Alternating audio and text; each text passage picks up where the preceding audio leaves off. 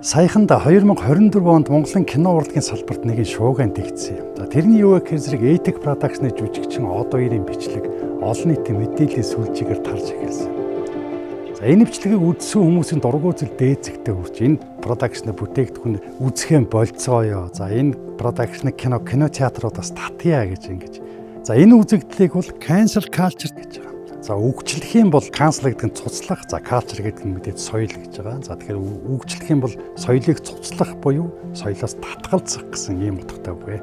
Энэхүү үзэгдлийг Америкийн нэгдсэн улс болон Европоос гаралтай гэж үздэг ба ямар нэг хүн эсвэл байгууллага нийгэмд зохисгүй гэж тодорхойлогдсон үг хэллэг үйлдэл хийсэн гэж буруутгагдах үед олон нийт шүүмжилж нийгмээс тусгаарлах, бойкотлох, үл тоох эсвэл ажлаас нь халахыг шаардах үзэгдэл юм а. Cancel culture дэхвчлэн олонний танил хүмүүс алдартай брэндүүд өртдөг. Ингэж шүүмжлэлд өртсөн зарим алдартнуудын карьер ундаг бол заримынх нь нэр хүнд илүү өсөж амжилттайгаар карьераа үргэлжлүүлэх тохиолдолч байдаг.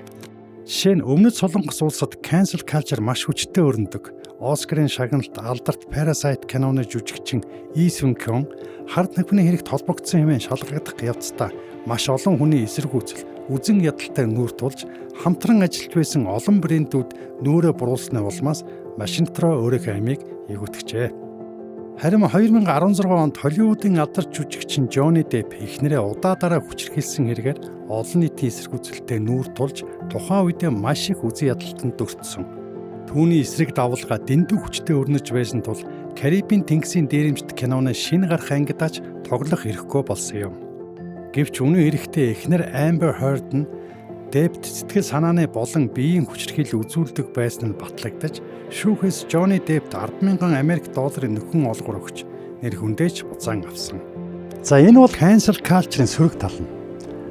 Ямар нэгэн баталгаатай мэдээлэл байхгүй. За тэгээд нөгөө хохирч байгаа хүнийхээс үгийг сонсохгүй. За тэгээд дээрээс нь болохоор зэрэг хитрхи тууширч нэг талыг барьснаар тухайн асуудалд орооцолсон хүний нэр төр алдар авъя. За мөн нийгэмд эзлэх байр суурь, санхүү бүх зүйлд нь сөргөөр нөлөөлж болох ийм үйлдэл бас гардаг. Гэхдээ cancel culture амжилттай хэрэгжсэн жишээ олон.